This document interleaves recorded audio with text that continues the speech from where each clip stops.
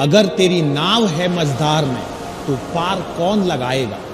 अगर तू खुद भी यही सोचेगा तो कोई कैसे तुझे बचाएगा। कुछ करना है आगे तो खुद ही कदम बढ़ा, यूं साथ लेके चला तो कारवां कहलाएगा। माना कि आसान नहीं है चलना यूं धारा के विपरीत, लेकिन साथ चलने वाला इतिहास कैसे बनाए। याद रख, अगर तेरी नाव है मझधार में तो तू खुद ही पार लगाएगा।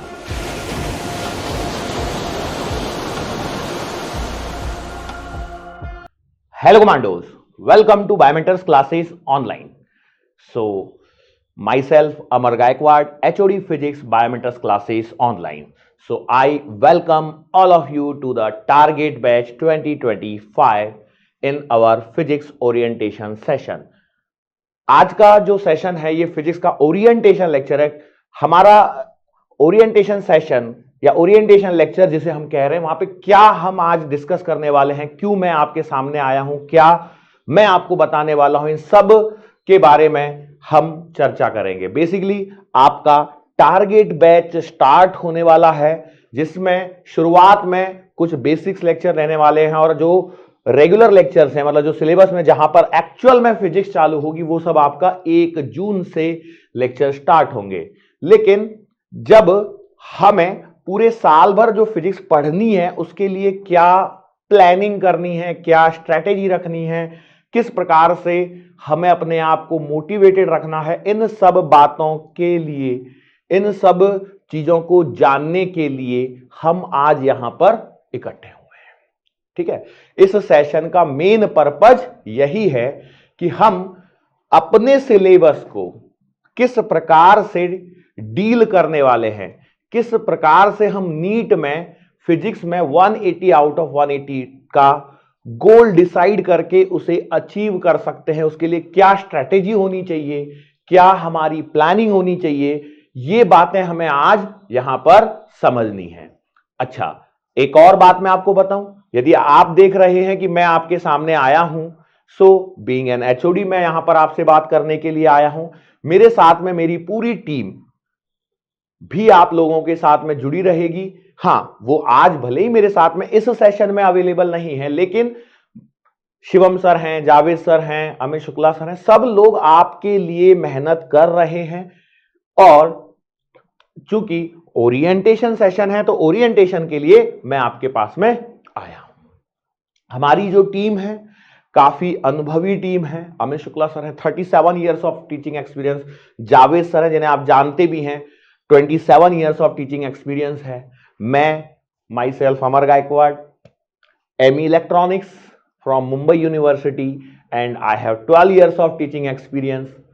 शिवम सर हैं, बी मैकेनिकल हैं, उनको 4 साल का टीचिंग एक्सपीरियंस है।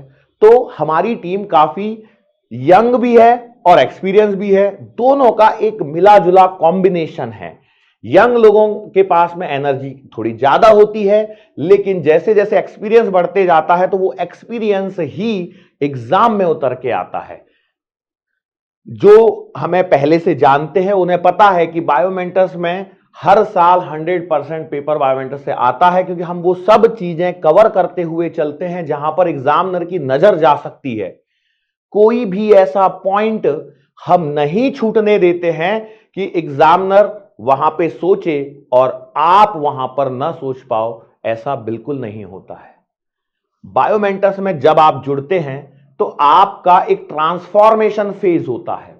आप एज अ स्टूडेंट जुड़ते हैं, सब लोग आपको स्टूडेंट बोलते हैं, लेकिन हम आपको स्टूडेंट नहीं कहते, हम आपको ड्रॉपर नहीं कहते, हम आपको रिपीटर्स नहीं कहते। You are just a commando for us and we are your commander. हम आपके कमांडर हैं, आप हमारे लिए कमांडो हो। तो हम जो भी कमांड देंगे आपको, उसे आपको फॉलो करना है और उस कमांड के बेसिस पर ही आपको यहां पर चलना है। इस बात का सबसे पहले आपको ध्यान रखना है। भले ही हमने आपको बोला कि आप कमांडो हो, लेकिन at end you are a student also. आप स्टूडेंट भी तो हो या नहीं हो? बिल्कुल हो। अब चूंकि जब आप स्टूडेंट हो तो हमें एक एक्सपेक्टेशन रहती है कि भाई हमारा जो स्टूडेंट है वो कैसा होगा, बराबर है। आप लोग भी सोचते हैं कि हमारे सामने जो टीचर आ रहे हैं, जो टीचर हमें पढ़ाने वाले हैं, जो हमारे कमांडर्स हैं, वो हमें क्या चीजें बताने वाले हैं, किस प्रकार हमें सिलेबस में मदद करने वाले हैं। बहुत सारे डाउट्स आपके मन में चल रहे होंगे, भांति भांति के विचार आपके मन में आ रहे होंगे, लेकिन इन सब के लिए मैं सिर्फ आपको एक ही बात बोलूंगा, क्या आपके मन में जो भी विचार आए उन्हें साइड में रखिए और आंख बंद करके बायोमेंटर्स पे भरोसा रखें, क्योंकि बायोमेंटर्स है तो भरोसा है। ये भरोसा ही है जिसने बायोमेंटर्स को आज इस ऊंचाई तक यहां पर पहुंचाया है। ये भरोसा जो हमने विद्यार्थियों को दिलवाया कि भाई आप किसी के हो सकता है, आप किसी के लिए बैंकर हो, लेकिन हमारे लिए आप कमांडो हो, एंड कमांडो ऑन ड्यूटी हो। क्या है आपकी ड्यूटी? आपकी ड्यूटी है आपको नीट एग्जाम क्रैक करनी है। अब इस नीट एग्जाम को जब आप क्रैक करने के लिए जब आप कोशिश कर रहे हो, तो यहां पे क्या है कि आपके पास में 3 सब्जेक्ट्स हैं, फिजिक्स है, केमिस्ट्री है, बायो है।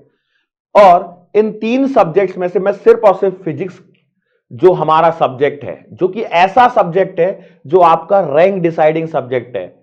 यदि फिजिक्स में नंबर नहीं आते हैं तो आप एम्स दिल्ली से निकल के किसी प्राइवेट मेडिकल कॉलेज में पहुंच जाते हो। इसलिए जरूरी है कि आप फिजिक्स पर फोकस करें। अब जब मैं बात करता हूं फिजिक्स पे फोकस करने के लिए, तो मैं आपकी शुरुआत जो है सबसे पहले एक इससे करना चाहूंगा, दैट इज विद्यार्थी पंच लक्षणम। क्या लिखा है? काक चेष्टा बको ध्यानम, काक चेष्टा बको ध्यानम, श्वान निद्रा तथैव च, श्वान निद्रा तथैव च, अल्पाहारी ग्रह त्यागी विद्यार्थी पंच लक्षणम। पुराने समय में कहा जाता था कि यदि कोई विद्यार्थी है तो उसके पास में ये 5 गुण होने चाहिए। कौन कौन से ये 5 गुण हैं जिनके बारे में हम बात कर रहे हैं? काक चेष्टा मतलब कौवे जैसा। कौवा क्या होता है? आपने देखा है कभी?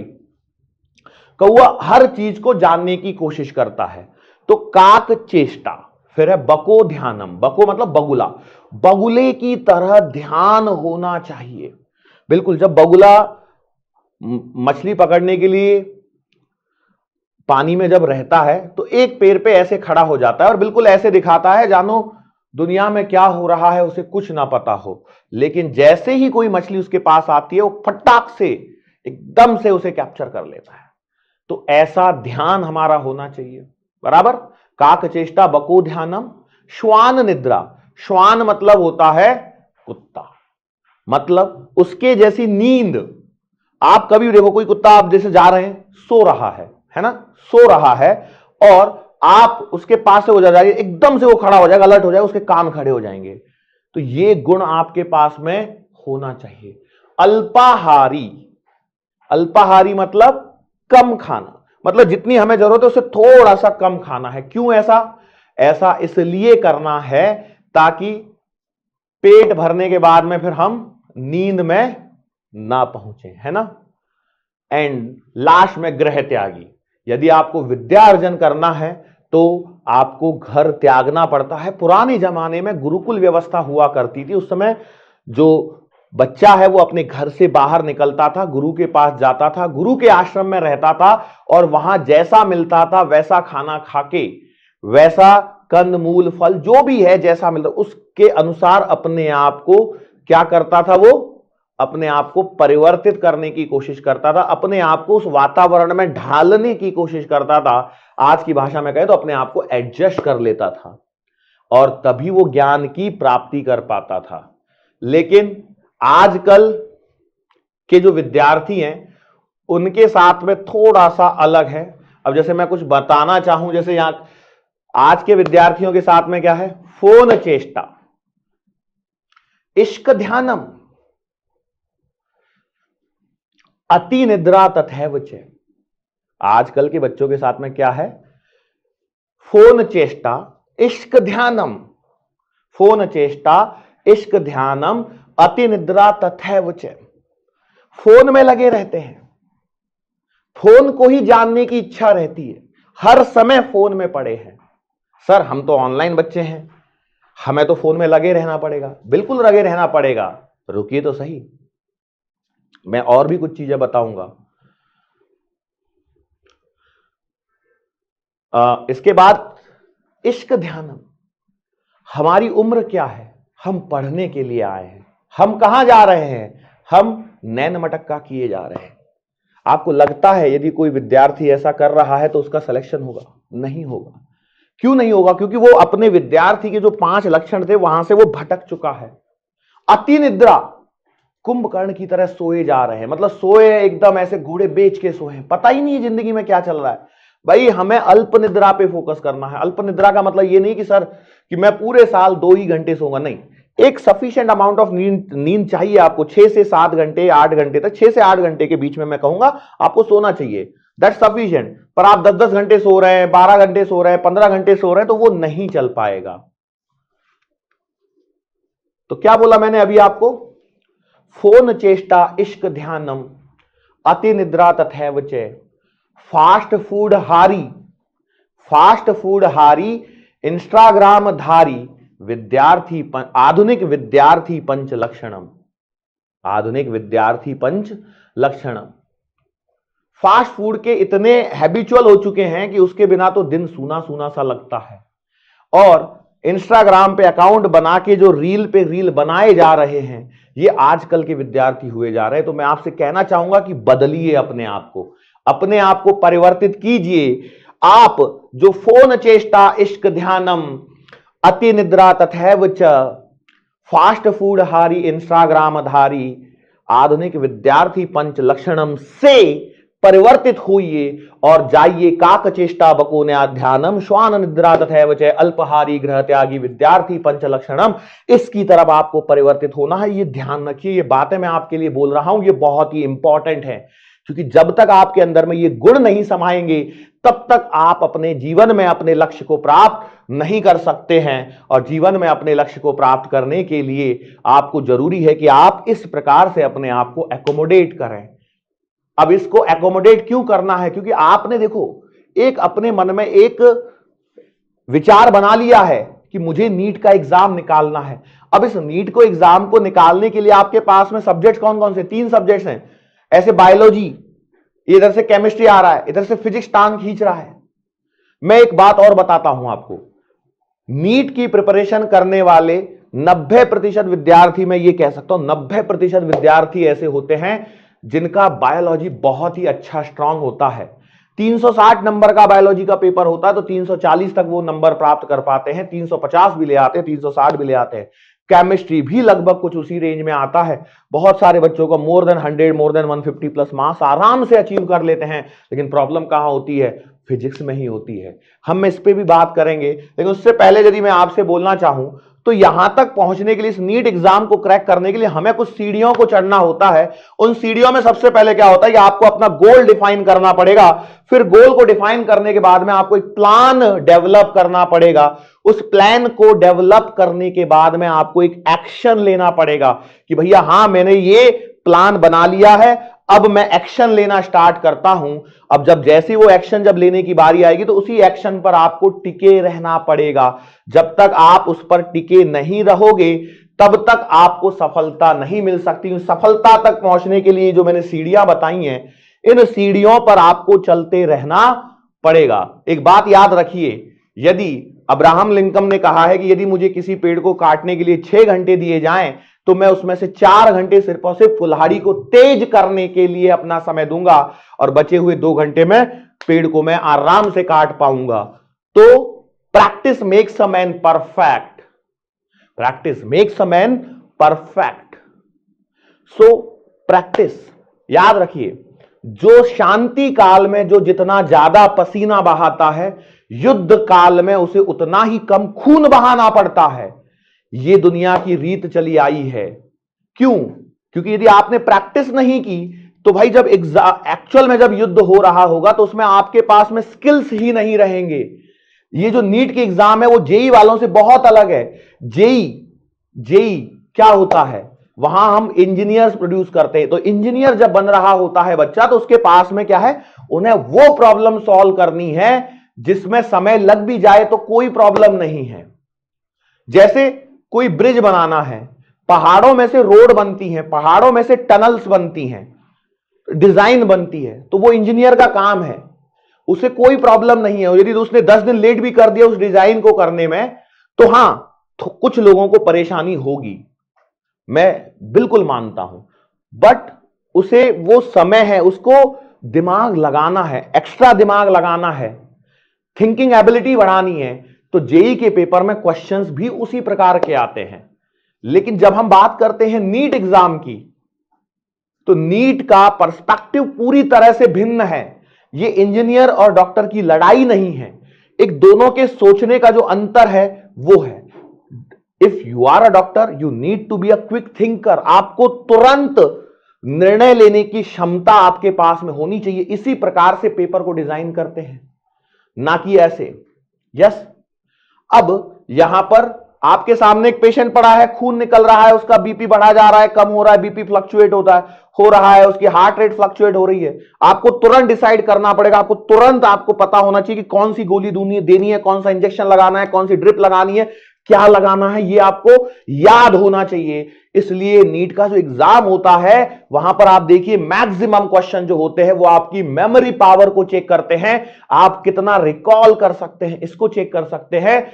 इसी को चेक करने के लिए, इसी की जांच पड़ताल हेतु आपका पेपर उसी प्रकार से डिजाइन किया जाता है जहां पर सोचना कम पड़े, निर्णय जल्दी से जल्दी ले सके और कितना आप उन चीजों को याद रख सको। बुखार का पेशेंट आया, बुखार की गोली देनी है, आपको तुरंत याद होनी चाहिए कि भाई इतनी इतनी गोली है, इसका ये फॉर्मूला है, तो ये देना है। सर्दी का पेशेंट आया, पेट में दर्द हो रहा है, तो पेट में दर्द क्यों हो रहा है? डॉक्टर साहब खांसी आ रही है, 2 हफ्ते हो गए खांसी बंद नहीं हो रही, क्यों हो रहा है? डॉक्टर साहब गले में दर्द हो रहा है, दबा दे गला। ऊपर पहुंच जाओगे या नीचे पहुंच जाओगे? मतलब कुल मिला के इस दुनिया से आपका नाता टूट जाएगा। वहां आपके निर्णय लेने की क्षमता है, और वो भी शीघ्रातिशीघ्र। उनको एनालिसिस करने के लिए आपके पास में समय कम है, तो आपका एग्जाम का पैटर्न भी वैसा है। इनके बारे में हम चर्चा करने वाले हैं। तो आप तो सबसे पहले देखिए कि डिफाइन योर गोल, तो आपका गोल होना क्या है। हम बात कर रहे हैं फिजिक्स की, तो मैं जो आपसे बात करने आया हूं, मैं ये बात करने आया हूं कि आप फिजिक्स में how you can achieve 180 out of 180 in physics. That's my question, that must be your question also. यही आपका सवाल होना चाहिए और यही मेरा सवाल भी है, और यही हमारा एक कॉमन गोल होना चाहिए कि हमें फिजिक्स में 180 आउट ऑफ 180 लाने। हम नीट के बच्चे हैं तो क्या हुआ, हम फिजिक्स को स्ट्रांग बना के रहेंगे, हम अपनी फिजिक्स को इतना स्ट्रांग बनाएंगे कि हमारी फिजिक्स में 180 आउट ऑफ 180 आएंगे। इसके लिए हम गोल हमने डिसाइड कर लिया है। खाओ कसम नीट एग्जाम की कि आज हम साथ में, मेरे साथ में आपको कसम खानी है कि हम फिजिक्स में 180 आउट ऑफ 180 लाने के लिए जी जान लगा देंगे, दिन रात मेहनत करेंगे, इतनी मेहनत करेंगे कि हमारे फिजिक्स में 180 आउट ऑफ 180 आएंगे।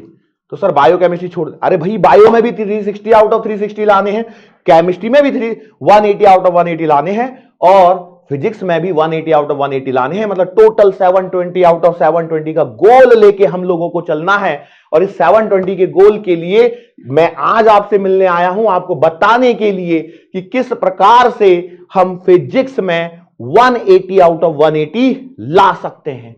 क्या यह नामुमकिन बात है? नहीं, यह बिल्कुल भी नामुमकिन नहीं है। दुनिया में असंभव ऐसा कुछ होता ही नहीं है। यदि आप देखें, if you say something is impossible, then impossible word itself says that I am possible. असंभव, impossible कुछ नहीं होता है, जबकि impossible शब्द खुद कह रहा है I am possible। भाई वो शब्द तुम्हें बता रहा है कि मैं पॉसिबल हूं, मैं संभव हूं। और यदि वो कह रहा है, इसका मतलब निश्चित ही यह संभव है कि फिजिक्स में आप 180 आउट ऑफ 180, 180 नंबर में से 180 नंबर ला सकते हैं, बिल्कुल ला सकते हैं। पर इसके लिए हमने क्या बोला, सबसे पहले आपको गोल डिसाइड करना है। मैंने गोल डिसाइड कर लिया, देखो ये सीढ़ियां जा रही हैं, हमें सीढ़ियों पे चढ़ना है धीरे धीरे धीरे धीरे करते हुए, और आप फिजिक्स में 180 आउट ऑफ 180 पहुंच जाएंगे। चिंटू तुम हो ये, पिंकी तुम हो ये।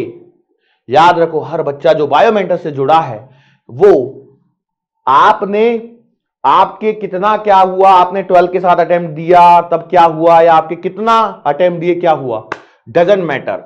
आज की तारीख में आप यहां खड़े हो शून्य पे, और इस शून्य से धीरे धीरे धीरे धीरे आगे बढ़ते जाना है, और फिजिक्स में हमें 180 आउट ऑफ 180 लेकर आना है। अब ये 180 आउट ऑफ 180 लाने के लिए हमें क्या करना पड़ेगा, कुछ प्लानिंग करनी पड़ेगी, कुछ प्लान करना पड़ेगा। और प्लानिंग ऐसे नहीं होती है जैसा आप सोच रहे हैं कि मैंने एक पैड ले लिया, पेपर ले लिया, उस पर कुछ लिख दिया। उसके साथ में हमें बैठना पड़ता है, आत्म मंथन करना पड़ता है, आत्मचिंतन करना पड़ता है, और उस आत्म मंथन और आत्मचिंतन से कुछ विचार निकल के सामने आते हैं, और उन विचारों को फिर हम जब लिखते हैं तो वहां पर आपका एक एक्शन प्लान बनता है। नाउ यहां हमारा जब प्लान बनाने का मौका आ रहा है तो हम कह सकते हैं now it's time to plan, now it's time to plan. अब हमें प्लानिंग करनी है। तो प्लानिंग करने के लिए हमें एक बात याद रखनी है कि हमारी जो नीट की एग्जाम होनी है वो कब होनी है, एनीबडी नोज, कोई जानता है क्या? चलो जो जानता है बताओ, कब होती है हमारी नीट की एग्जाम? हमारी नीट की एग्जाम हर साल मई महीने के प्रथम रविवार को होती है, first Sunday of the May, first Sunday of the May. और 2025 में जो मे का फर्स्ट संडे है वो होगा आपका 4th ऑफ मे को। तो 4th ऑफ मे को आपका एग्जाम है। तो अब 4th मे के जो एग्जाम है उसके लिए हमें अभी बैठ के प्लानिंग करनी है। मतलब आपके पास पूरा एक साल है, पूरा एक साल है। इसमें अपने आप को किस प्रकार से हम प्लानिंग करेंगे, क्या होनी चाहिए हमारी स्ट्रेटेजी, क्या हम देखते हैं, क्या हम सोचते हैं, क्या हम समझते हैं, सब कुछ हमें अभी से डिसाइड करना पड़ेगा और आगे बढ़ना पड़ेगा, अन्यथा यह संभव नहीं है। अदरवाइज फिर वो जो आई एम पॉसिबल था वो फिर से इम्पॉसिबल हो जाएगा यदि आपने अपने भविष्य की प्लानिंग नहीं की। तो भविष्य की प्लानिंग करने के लिए जरूरी है क्या, एक बात फिर से मैं एक बात बोलूंगा, यदि आपको अपना लक्ष्य हासिल करना है तो दौड़िए, सही दिशा में दौड़िए। यदि आप दौड़ नहीं सकते हैं तो सही दिशा में चलिए, यदि आप चल नहीं सकते हैं तो सही दिशा में रेंगिए, लेकिन अपनी उस निश्चित दिशा में लगातार अनवरत बिना रुके बिना थके आगे बढ़ते रहिए, क्योंकि जब तक आप आगे बढ़ेंगे नहीं तब तक आप लक्ष्य के पास पहुंचेंगे नहीं। तो इसलिए जरूरी है कि आप अपने लक्ष्य के प्रति बढ़ते रहिए, आगे बढ़ते रहिए, और जब तक आप आगे बढ़ेंगे नहीं आपका लक्ष्य पास आएगा भी नहीं। कबीरदास जी ने कहा है, काल करे सो आज कर, आज करे सो अब, पल में परलय होएगी बहुरी करेगो कब। बहुत अच्छी बात कही थी कबीरदास जी ने, लेकिन होता क्या है, आलस्य जो है वो हर इंसान का सबसे बड़ा शत्रु है। और ये आलस्य हमें क्या कर देता है, डाइवर्ट कर देता है अपने पाथ से। हम पड़े रहते हैं, सो रहे हैं, सर जी क्या कर रहे हैं, सर जी सो रहे हैं, सर जी कुछ पढ़ लो, सर हां पढ़ लेंगे, थोड़ा सा इंस्टाग्राम आगे कर ले, थोड़ी सी रील और देख लें। बेसिकली आप काम को टाल रहे हैं, और काम को टालते टालते हुआ क्या, हम कह रहे थे काल करे सो आज कर, आज करे सो अब, पल में परलय होएगी बहुरी करेगो कब। लेकिन विद्यार्थी बदल चुका है आज का, और आज का आधुनिक विद्यार्थी कहता है आज करे सो काल कर, कल करे सो परसों, इतनी जल्दी का भाई अभी तो जीना बरसों। मेंटेलिटी का फर्क है, विचारधारा का फर्क है। जब तक आप अपनी विचारधारा को नहीं बदलेंगे तब तक आपके जीवन में परिवर्तन आना मुमकिन नहीं है। उस परिवर्तन को प्राप्त करने के लिए आपको आज मेहनत करनी पड़ेगी। यदि आप आज मेहनत नहीं करेंगे तो परिवर्तन नहीं होगा। परिवर्तन के लिए एक छोटा सा स्टेप लेना पड़ता है, एक छोटे छोटे स्टेप्स के साथ में ही परिवर्तन आता है। अब वो परिवर्तन जो आएगा वो कैसे आएगा, हमारे लिए हमारे सामने नीट की एग्जाम है। उस नीट की एग्जाम हो या कोई भी एक एग्जाम हो, कोई भी एग्जाम हो दुनिया की, हर एग्जाम के लिए एक स्ट्रैटेजी होती है जो मैं यहां पर आपके सामने लिख रहा हूं। भैया सबसे पहले तो आपको एग्जाम का पैटर्न समझना पड़ेगा, एग्जाम का पैटर्न कैसा है, फिर उसके अकॉर्डिंग आपको एक स्टडी प्लान बनाना पड़ेगा, फिर उस स्टडी प्लान के अलावा आपको साथ में कॉन्फिडेंट होना पड़ेगा, कंसिस्टेंट प्रैक्टिस करनी पड़ेगी, और आपको लगातार मॉक टेस्ट जो होते हैं किसी भी एग्जाम से रिलेटेड, जो प्रीवियस ईयर के क्वेश्चंस होते हैं उनके मॉक टेस्ट जो मिलते हैं उनको आपको लगातार अटेम्प्ट करते रहना पड़ेगा। That is the way to crack any exam in the world. दुनिया की कोई भी एग्जाम ऐसी नहीं है कि जहां 0% रिजल्ट हो।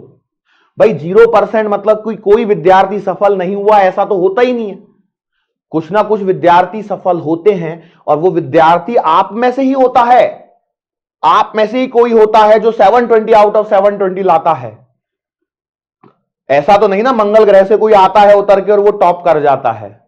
देखना, वही हाड़ मांस के बने हुए इंसान हैं, वो भी आपके जैसे ही हैं।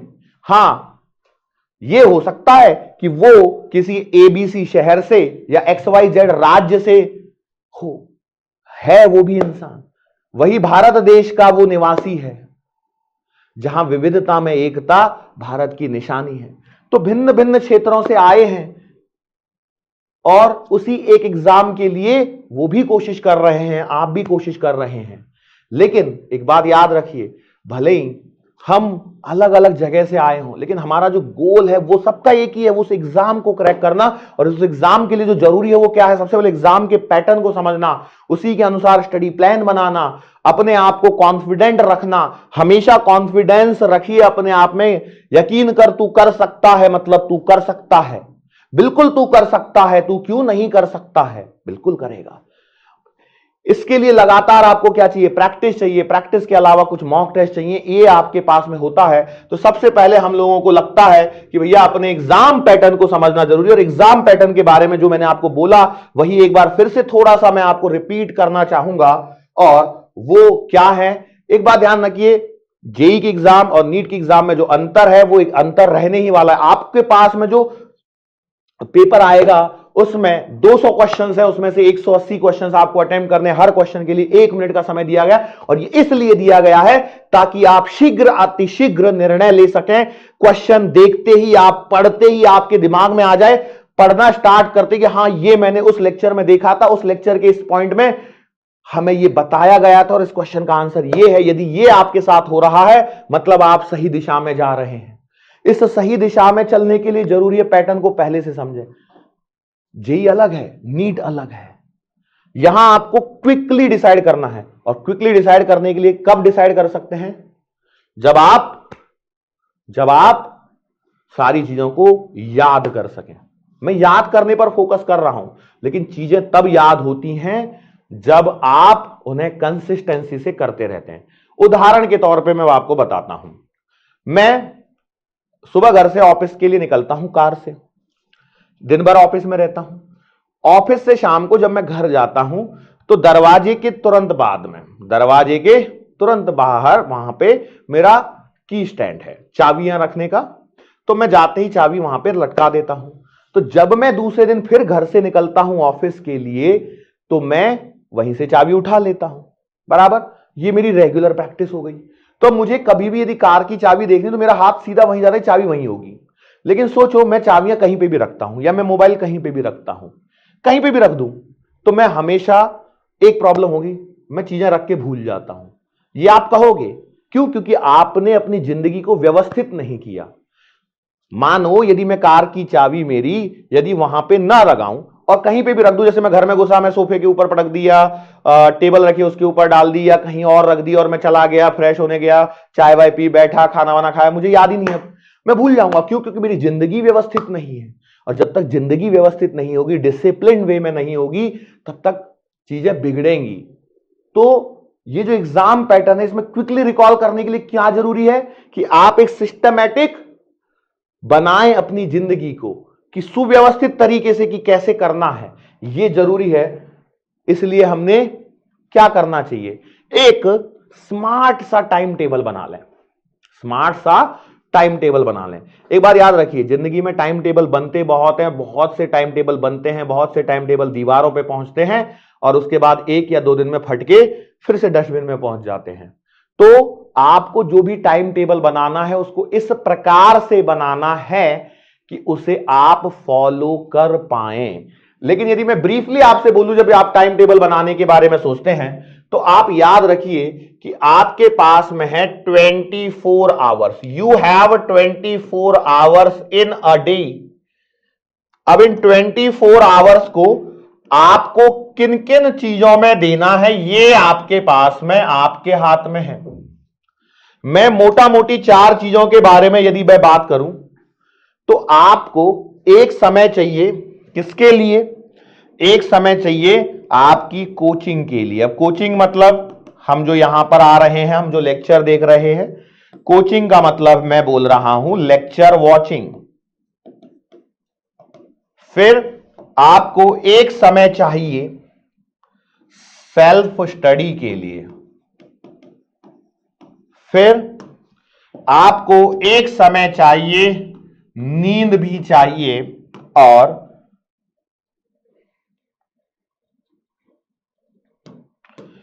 एक आपको अदर एक्टिविटीज के लिए भी समय चाहिए। आपके दिन के 24 घंटे हर किसी के पास में है।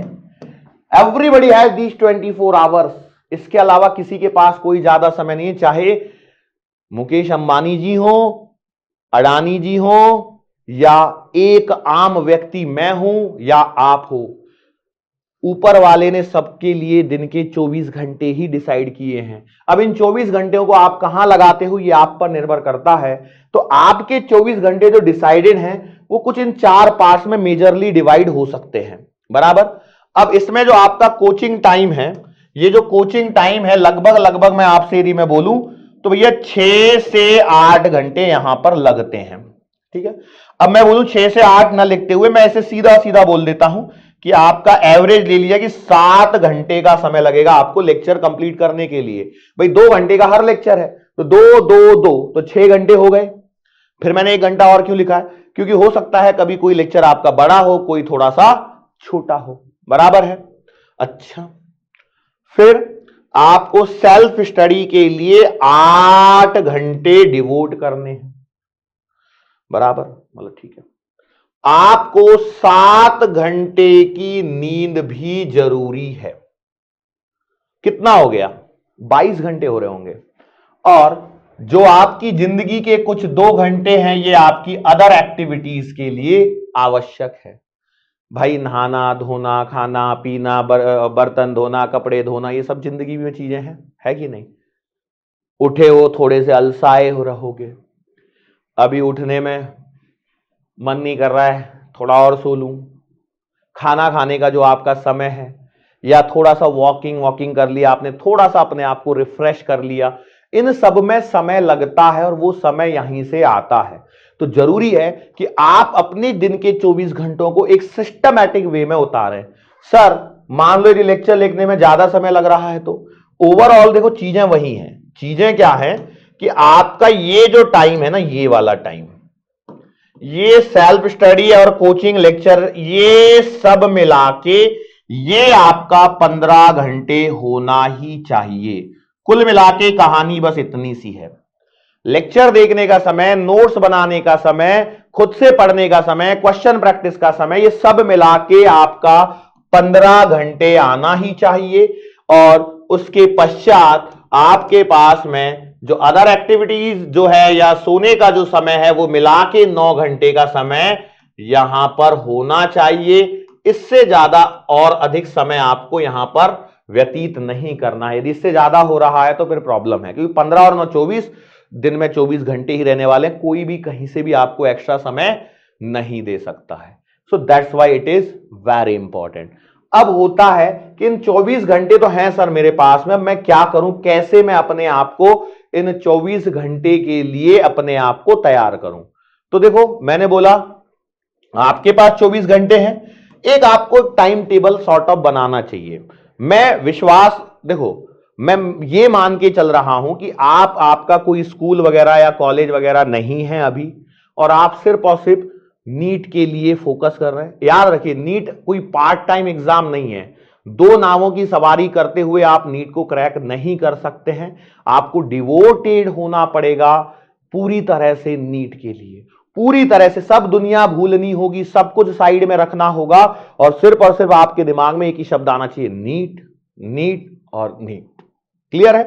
तो एक जनरल टाइम टेबल में बनाने की कोशिश कर रहा हूं। जरूरी नहीं है कि आप हर बच्चा इसी को फॉलो करे, इसमें आप थोड़े से परिवर्तन कीजिए। बट हां, मैं बोलता हूं कि जैसे मान लो कि आप 5 बजे सो के उठते हो, आप 5 बजे सो के उठे, वेकअप टाइम है आपका, तो भैया आधा घंटे का समय आपने यहां व्यतीत किया, तो 5:30 पे आपको लग जाना चाहिए।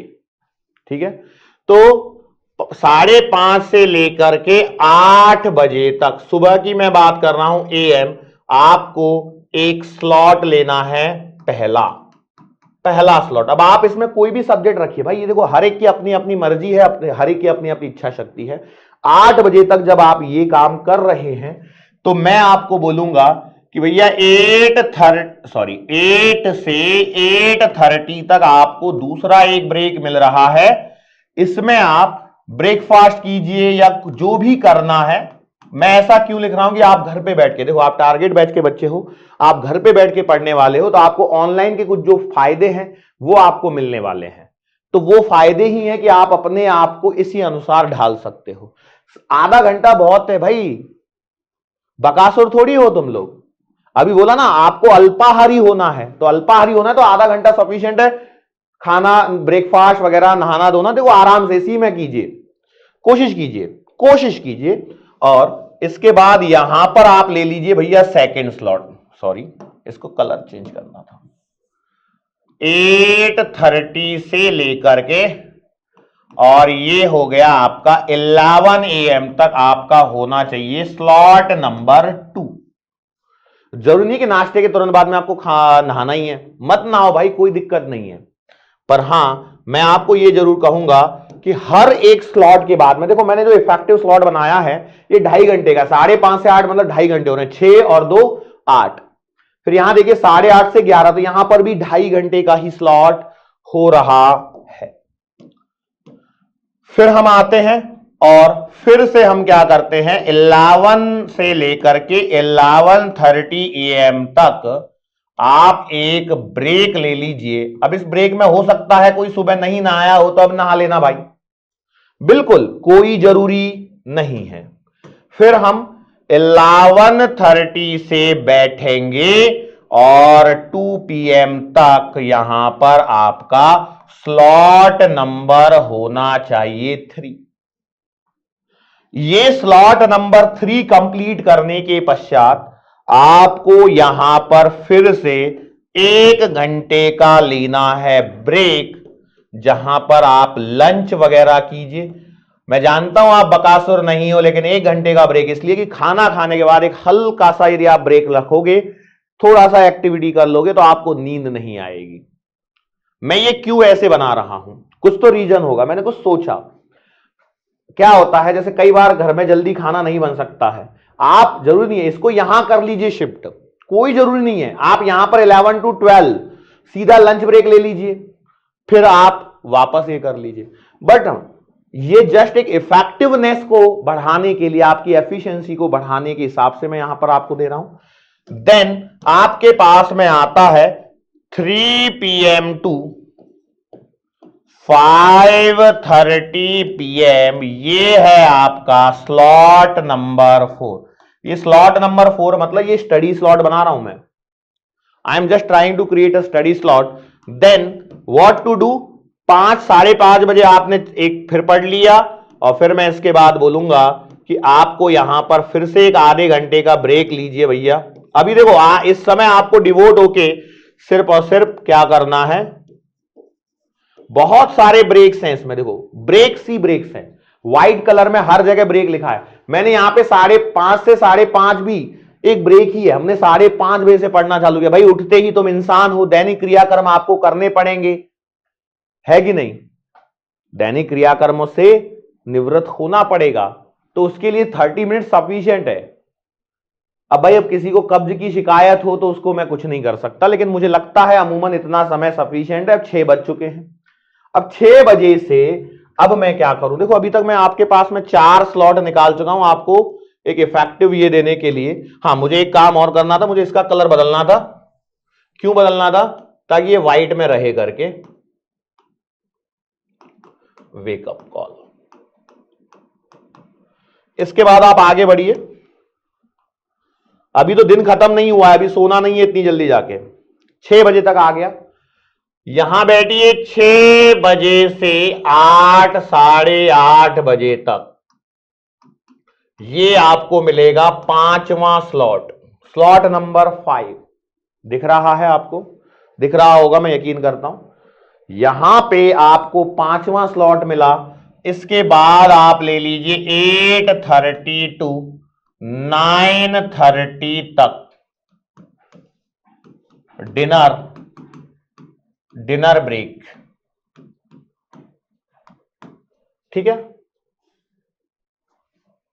और इसके बाद में आप, इसके बाद क्या करना है, 9:30 टू 10 में आपको एक करना है quick revision of day. Quick revision of day करना है एंड प्लान करना है फॉर नेक्स्ट डे कि कल मुझे क्या क्या करना है। और जैसे ही 10 बज जाए घड़ी में, जैसे ही 10 बज जाए घड़ी में, गो टू स्लीप। आपको सोने जाना ही जाना है। 7 घंटे की नींद आपको आराम से मिलेगी 10 बजे जब आप सोने चले जाओगे। यदि आप इतना इफेक्टिवली पढ़ाई करोगे तो डेफिनेटली आपको परेशानी नहीं होगी। ये सब चीजें मैं लिख के भी ला सकता था, लेकिन क्या है, देखो, मैं इफेक्टिवनेस को बढ़ाने के लिए चीजें जब लिखी हुई होती है ना, मुझे अच्छा नहीं लगता। मैं चाहता हूं कि मैं खुद से आपको लिखूं, खुद से आपके लिए कुछ बनाऊं। It is just a time table study. आप इसका चाहे तो स्क्रीनशॉट ले सकते हैं। और याद रखिए, हर एक के लिए यही होना जरूरी नहीं है। अब जो बच्चा नॉर्थ ईस्ट में रह रहा है उसके लिए तो दिन जल्दी निकल आता है, और जो बच्चा भारत के पश्चिमी हिस्से में रह रहा है उसके लिए 2 घंटे का अंतर आता है। 116 मिनट लगभग का फर्क होता है। अरुणाचल प्रदेश में सूर्योदय जो होता है और गुजरात में जो सूर्योदय होता है उसमें 116 मिनट, लगभग 2 घंटे का अंतर होता है। तो उनके लिए रात जल्दी होती है, अरुणाचल प्रदेश वालों के लिए, इनके लिए देर से होती है। तो ये ज्योग्राफी है भारत की, उसको मैं नहीं बदल सकता। तो आप इसी अनुसार अपने टाइम टेबल को आगे पीछे एडजस्ट कर सकते हैं। What I am saying to you कि देखो, आपको ब्रेक्स वगैरह प्रॉपर मिल रहे हैं। अब ये अदर एक्टिविटीज के लिए हमने 2 घंटे रखे थे, उसमें से 2 घंटे तो आपके यहीं यूज हो गए। 1 घंटा डिनर ब्रेक में हो गया, 1 घंटा लंच ब्रेक में हो गया। इसके अलावा देखो 30 मिनट के ये हो गए, 1 2 3 4 और 5, मतलब 4 मान लो, आधे आधे घंटे, 2 घंटे। तो लगभग हमने आपको अदर एक्टिविटीज के लिए समय दिया है। अब हम जो यहां कह रहे थे आपको कि भैया स्लीप 7 घंटे की हो रही है, क्या मेरा कोचिंग, लेक्चर वॉचिंग और सेल्फ स्टडी 7 और 8 15 घंटे हो रही है? नहीं हो रही है। देखो कहीं हुई क्या, 1 2 3 4 और 5, 12.5 घंटे निकले हैं। ये कितने निकले हैं? 12.5 घंटे। तो अब इसमें क्या है, ये इफेक्टिव नहीं है, पर ये हां फिजिबल है इसको फॉलो करना। फिजिबल है इसको फॉलो करना। यदि आप इसे फॉलो करते हो तो आपके पास में 12.5 घंटे, 12.5 आवर्स निकलते हैं आपके स्टडी स्लॉट्स, है ना। और आपका जो ब्रेक वाला है 7 आवर्स की आपके पास में हो जाती है स्लीप टाइम, एंड 4.5 आवर का आपको अदर एक्टिविटी के लिए टाइम मिलता है। और मुझे लगता है इससे ज्यादा टाइम नहीं होना चाहिए, ये मैक्सिमम भाई। इससे ज्यादा यदि समय आप अदर एक्टिविटीज में वेस्ट कर रहे हो, मतलब you are wasting precious time, और ये नहीं होना चाहिए।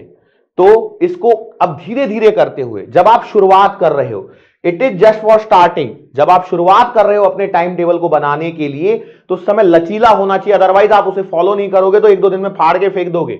सबके साथ में यही होता है, इसलिए पहले लचीला होना चाहिए और फिर धीरे धीरे धीरे धीरे उसको स्ट्रिक्ट टाइम टेबल की तरफ लेके जाना है। सब्जेक्ट आप अपने आप डिसाइड कीजिए, भैया मुझे मॉर्निंग में फिजिक्स पढ़ना अच्छा लगता है। मॉर्निंग में फिजिक्स अच्छी क्यों होती है पता है? क्योंकि सबसे पहले मॉर्निंग में आपका दिमाग फ्रेश होता है, उस समय दिमाग में ज्यादा चीजें घुसती हैं,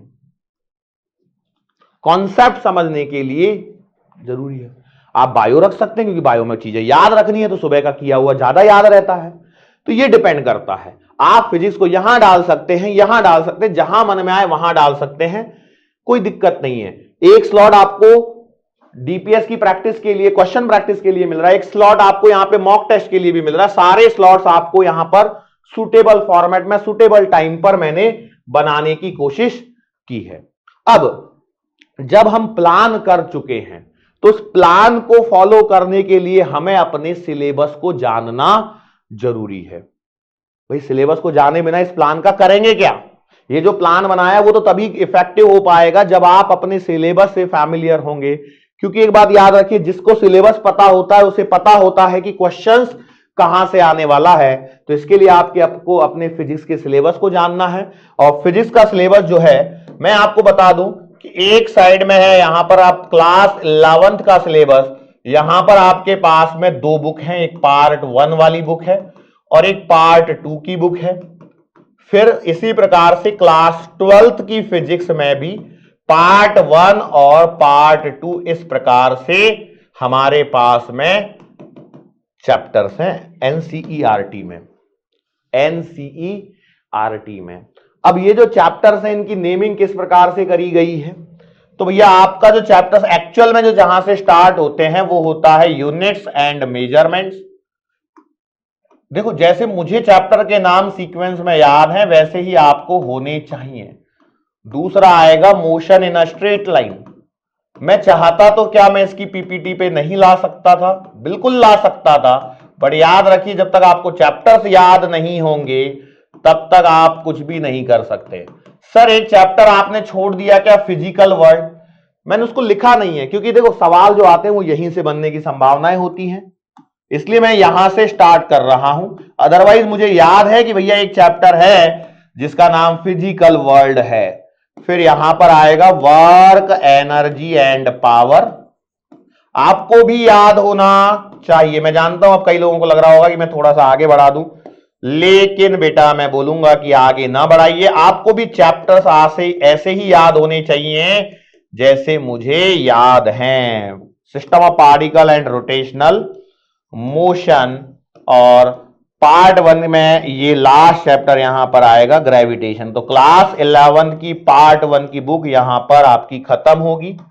उसके बाद में क्लास 11 की पार्ट 2 की बुक जब स्टार्ट होगी तो यहां पर होगा मैकेनिकल प्रॉपर्टीज ऑफ सॉलिड्स, और फिर उसके बाद दूसरा आएगा मैकेनिकल प्रॉपर्टीज ऑफ फ्लूइड्स।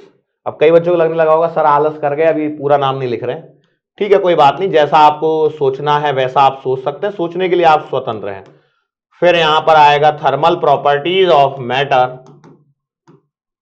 अच्छा अब एनसीईआरटी में क्या है बेटा? एनसीईआरटी में पहले थर्मोडायनेमिक्स है और उसके पश्चात यहां पर आपका अगला चैप्टर आता है एनसीईआरटी में काइनेटिक थियरी। लेकिन जब हम पढ़ाते हैं तो थोड़ा उल्टा करके पढ़ाते हैं, पहले काइनेटिक थियरी को पढ़ाते हैं और बाद में फिर इसको पढ़ाते हैं। ऑसिलेशंस आएगा और फिर आएगा वेव्स। अब देखो ये तो एनसीईआरटी का सीक्वेंस है, जब हम पढ़ेंगे तब थोड़ा सा अलग होगा, इस बात को याद रखना। हमारा यहां पर एनसीईआरटी में स्केलर्स एंड वेक्टर्स नाम से कोई चैप्टर नहीं है, सर्कुलर मोशन नाम से कोई चैप्टर नहीं है। उनको जहां जगह मिली उन्होंने वहां पे थोड़ा थोड़ा एडजस्ट कर दिया। तो बायोमेंटर्स में स्केलर्स एंड वेक्टर्स नाम का आपको एक चैप्टर मिलेगा, सर्कुलर मोशन नाम का एक अलग से चैप्टर मिलेगा।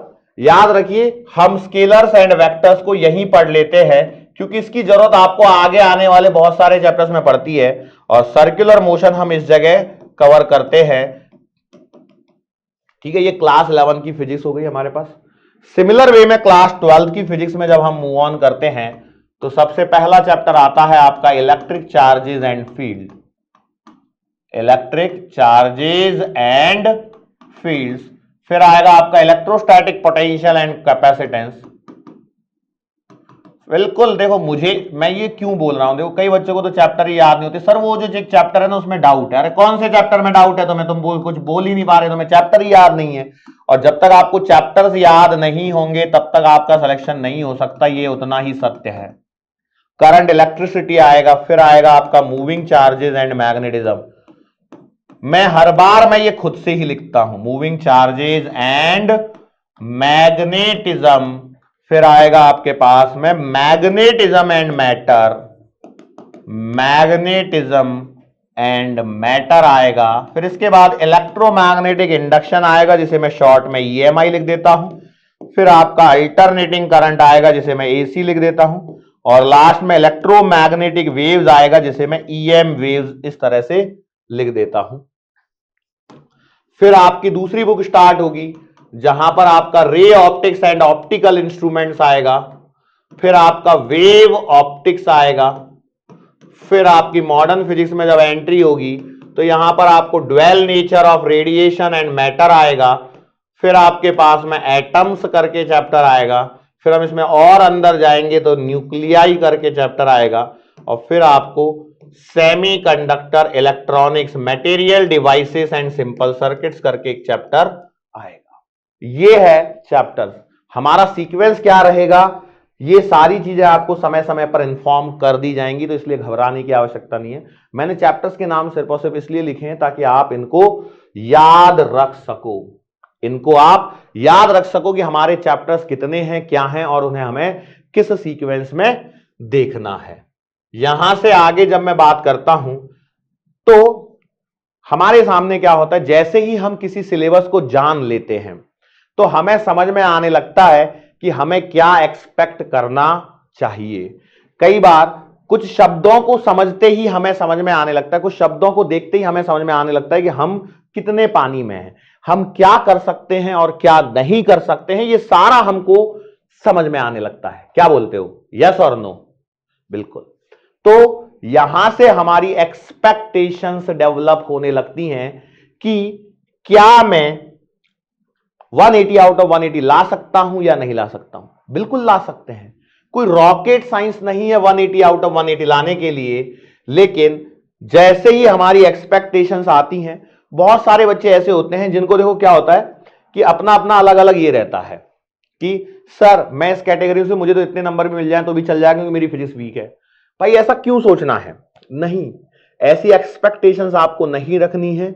आपको जो हम बता रहे हैं उसको फॉलो कीजिए। हमें तो एक ही बात है, हर बच्चा को कोशिश करनी है कि हमें 720 का टारगेट लेके चलना है।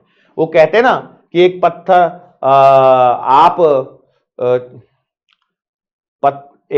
पत्थर तो तबीयत से उछालो यारो, है ना, यहां नहीं तो वहां कहीं ना कहीं तो लैंड कर जाएंगे। जब 720 का गोल लेके चलोगे तो 700 तो आ ही जाएंगे, है कि नहीं, और 10% का वेरिएशन होगा तो 650 से ऊपर तो निकल ही जाएंगे। और वही हमें चाहिए, हमें चाहिए 720 आउट ऑफ 720 का टारगेट लेके चलना है। But to be a practical, हमें भाई हर बच्चा तो 720 नहीं ला पाएगा, लेकिन हमें अच्छा स्कोर चाहिए, 700 को क्रॉस करा के ही हमें आगे बढ़ना है। और इतने बड़े सिलेबस को देखने के बाद में हमारे मन में जो क्वेश्चन आता है वो आता है कि भैया सर फिजिक्स बहुत डिफिकल्ट है, सर अब तो हमें कैसे भी करके 100 दिलवा दो, 100 दिलवा दोगे तो हम तो आपके आभारी रहेंगे। 100 दिलवाना क्या मेरे हाथ में है? नहीं। क्यों ऐसा?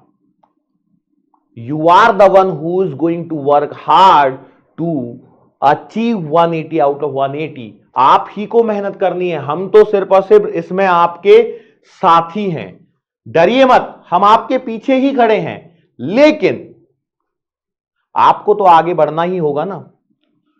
होता है बच्चे को लगता है सर फिजिक्स बहुत हार्ड है। अरे क्यों हार्ड है बेटा? फिजिक्स बिल्कुल भी हार्ड नहीं है।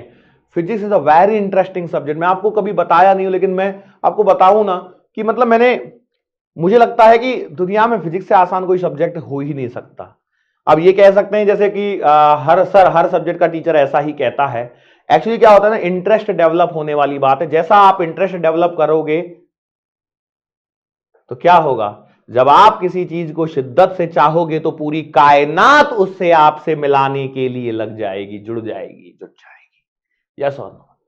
बिल्कुल। नाउ ये जो हमारे प्लान का हिस्सा चल रहा है उसमें लिखा था ना, वही चीजें कि पास्ट ईयर का ट्रेंड क्या रहा है। Number of aspirants increasing, number of seats constant और increasing very slowly, cut off increasing rapidly. याद रखिए आपकी जो नंबर ऑफ एस्पिरेंट्स है लगातार बढ़ते जा रहे हैं।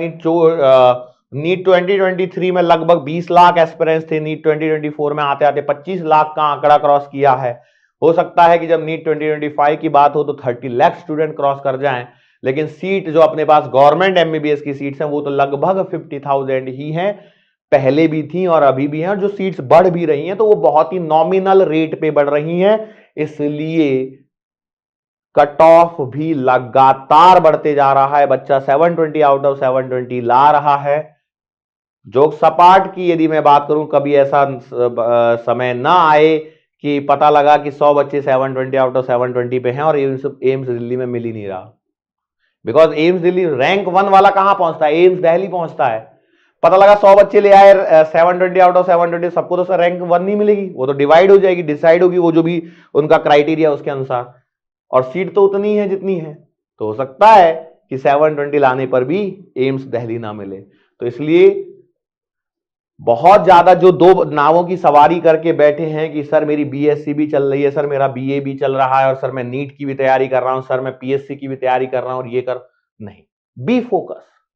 क्योंकि आप जितना जल्दी इस एग्जाम को निकाल के आगे बढ़ेंगे उतना वही आपके लिए फायदे का सौदा है। यहां पर एक सवाल उठता है कि एनसीईआरटी का क्या सिग्निफिकेंस है। What is the significance of NCERT? तो NCERT के बारे में समझिए बेटा। NCERT आपकी गीता है, NCERT आपकी कुरान है, NCERT आपकी बाइबल है। एवरीथिंग इज NCERT, NCERT और NCERT। नाउअडेज पेपर लगातार एनसीईआरटी की तरफ ओरिएंटेड है, थोड़ा सा झुकाव जो है पेपर का वो एनसीईआरटी की तरफ जा रहा है। बिटवीन द लाइंस क्वेश्चंस बनाए जा रहे हैं, डायरेक्ट न्यूमेरिकल जो उसमें दिए गए हैं उनको पूछा जा रहा है। तो एनसीईआरटी अपने आप में अब अच्छा खासा महत्व रखने लगी है। अब चूंकि एनसीईआरटी का महत्व बढ़ा है तो हमें एनसीईआरटी के बारे में पता होना चाहिए कि एनसीईआरटी में सारे बेसिक कॉन्सेप्ट्स यहां पर आपको दिए गए हैं। उसकी भाषा फिजिक्स में कुछ हद तक ऐसी है कि जो समझने में आसान है, एग्जाम ओरिएंटेड है, कंसाइज्ड है, सिस्टमैटिक है और ऑथेंटिक है। These are the few features of NCERT books.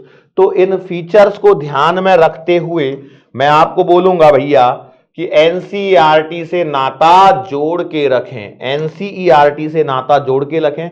Bio में तो पूरा पेपर एनसीईआरटी से आ रहा है, केमिस्ट्री में भी काफी हद तक जहां पर थियोरेटिकल पोर्शन है इनऑर्गेनिक या ऑर्गेनिक साइड में वहां पर पूछा जा रहा है। और फिजिक्स में देखो एक बात समझो, फिजिक्स समझने के लिए भाषा अच्छी है, फिजिक्स समझने के लिए एनसीईआरटी अच्छी बुक है। न्यूमेरिकल नहीं है उसमें इतने ज्यादा, तो वो न्यूमेरिकल की प्रैक्टिस करवाने के लिए आपको एक टीचर लगता है। इसलिए फिजिक्स में ऐसा होता है कि सिर्फ अकेली एनसीईआरटी काम नहीं करती है। फिजिक्स में एनसीईआरटी के अलावा आपका एक सामने टीचर खड़ा होना चाहिए जो आपको एनसीईआरटी में दिए गए शब्दों को एग्जाम्पल के जरिए आपके सामने रख सके। इसलिए फिजिक्स में एक टीचर की महत्वता और ज्यादा बढ़ जाती है। Physics is a different subject, you can not compare bio and chemistry with the physics. Physics का अपना एक अलग लेवल है, फिजिक्स की अपनी एक अलग दुनिया है। फिजिक्स में हमें क्या है कि ये क्यों हुआ ये समझना है, बायो में आपको पता है कि ये ऐसा हो रहा है। केमिस्ट्री की दुनिया अलग है, वहां एक्सेप्शंस ही एक्सेप्शंस हैं। आपने सुना भी होगा, फिजिक्स कहती है न्यूटन सर के सामने एप्पल गिरा और न्यूटन सर ने ग्रेविटी के बारे में सोचा। उससे पहले क्या कभी उन्हें उसका ख्याल नहीं आया? नहीं आया होगा सबके सामने। क्या भाई न्यूटन से पहले कभी दुनिया नहीं थी? न्यूटन सर से पहले भी दुनिया थी। एप्पल तो उससे पहले भी गिरा होगा। अरे एप्पल छोड़ो, मैंगो तो गिरा ही होगा। सर हमारी तो ख्वाहिश थी कि न्यूटन सर कटहल के पेड़ के नीचे यदि बैठे होते तो मजा ही आ जाता, बिल्कुल आ जाता मजा। लेकिन फिर न्यूटन सर की जगह कोई और होता, बस इतना ही अंतर होता, क्योंकि चीजें पहले भी गिर रही थी, बस न्यूटन सर ने उनको ऑब्जर्व किया और ऑब्जर्व करके अपने कुछ लॉज वहां दिए, तो वही न्यूटन सर का योगदान है। तो सब्जेक्ट अलग हो गया। अब आप जब बायो में जाते हैं तो भैया an apple a day keeps doctors away, है कि नहीं? तो एप्पल की महत्ता वहां पर भी है, लेकिन वही एप्पल जब केमिस्ट्री में गिरता है तो केमिस्ट्री में कुछ नहीं कह सकते, न जाने कहां से स्टैटिक हिंड्रेंस आ जाए, न जाने कब रेजोनेंस लग जाए, न जाने पता चला कि हमने गिराया तो यहां था ऑर्थो पोजीशन पे, वो पहुंचा पैरा पोजीशन पे और रिएक्शन हो गई मेटा पोजीशन पे। तो chemistry is a different subject, so every subject is a different subject, her subject का अपना एक अलग महत्व है। और साइंस को यदि समझना है तो फिजिक्स को समझना बहुत जरूरी है, because day to day life में फिजिक्स इन्वॉल्व है। डे टू डे लाइफ में मैं यहां पर मार्कर से लिख रहा हूं ना यहां पे कुछ, तो यहां पर भी फिजिक्स ही इन्वॉल्व है, और वो फिजिक्स की ही ब्रांच आगे चल के एक इलेक्ट्रॉनिक्स बनी जो यहां पर काम कर रही है। आप जब डॉक्टर बनेंगे तो आपको ब्लड प्रेशर, प्रेशर नाम की एक टर्मिनोलॉजी मैंने बोली अभी, प्रेशर, उसको समझने के लिए आपको फ्लूइड को समझना पड़ेगा, फ्लूइड की प्रॉपर्टीज समझनी पड़ेगी, ब्लड कैसा लिक्विड है, कितनी विस्कोसिटी है, क्या है डेंसिटी, क्या है उसमें, सारी चीजें तो वो फिजिक्स से ही डेवलप हो रही है। तो इसलिए फिजिक्स को आप मेडिकल एग्जाम से नहीं हटा सकते हैं, इतना आपको ध्यान रखना है। अब चूंकि एनसीईआरटी इतनी इंपॉर्टेंट है तो मुझे उसे क्लास में कवर करना पड़ेगा। अब क्लास में कवर करें तो करें कैसे, तो उसके लिए हमने कुछ पॉइंट्स मैंने आपको बता देता हूं कि एक बात याद रखिए कि ऑल दी पॉइंट्स जो एनसीईआरटी में लिखे हुए हैं वो टीचर्स आपको during explanation of any concept और explanation of any particular topic आपको बताए जाते हैं। कोई भी चैप्टर चल रहा हो, एनसीईआरटी, देखो जो हम चीजें बोलते हैं ना, जब समझाने के लिए हम कुछ जो डायग्राम बनाते हैं, रफ डायग्राम बनाते हैं या कुछ न्यूमेरिकल्स आपको करवाते हैं, वो बेसिकली एनसीईआरटी में लिखी हुई थियोरी का ही एक्सप्लेनेशन होता है। भाई अब एनसीईआरटी में चीजें समझा के दे रखी, उन्होंने समझाया है उन चीजों को, उस पर बेस्ड न्यूमेरिकल नहीं बताए हैं। उन न्यूमेरिकल्स को करवाने के लिए हम हैं कि किस प्रकार से इस कॉन्सेप्ट पे किस प्रकार से न्यूमेरिकल फॉर्म होगा, किस प्रकार से न्यूमेरिकल क्रिएट होगा। गॉट माय पॉइंट और नॉट? या सो ये डिफरेंस है, ये डिफरेंस है।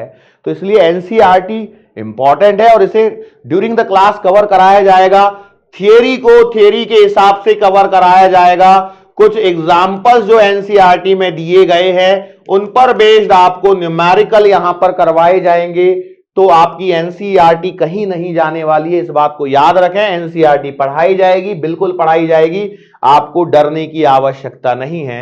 यदि आपको इतना समझ में आ गया है तो now it's time to take the action. अब आपको एक्शन लेना है, और ये एक्शन लेने के लिए हमें क्या करना है, अपने आप को अपने कंफर्ट जोन से बाहर निकालना है, अपने आप को कंफर्ट जोन से बाहर निकालना है। क्योंकि जहां आप अपने कंफर्ट जोन में बैठे हैं वहां कुछ नहीं हो रहा है, nothing is happening here, the magic is happening where there is no comfort zone. जहां कंफर्ट जोन नहीं है, मैजिक वहीं हो रहा है। आप अपने कंफर्ट जोन में घर पे बैठे हैं, आराम से सुस्ता रहे हैं, सो रहे हैं, और दुनिया अपने आपको आगे लेके जा रही है, पढ़ रही है, दिन और रात एक कर रही है।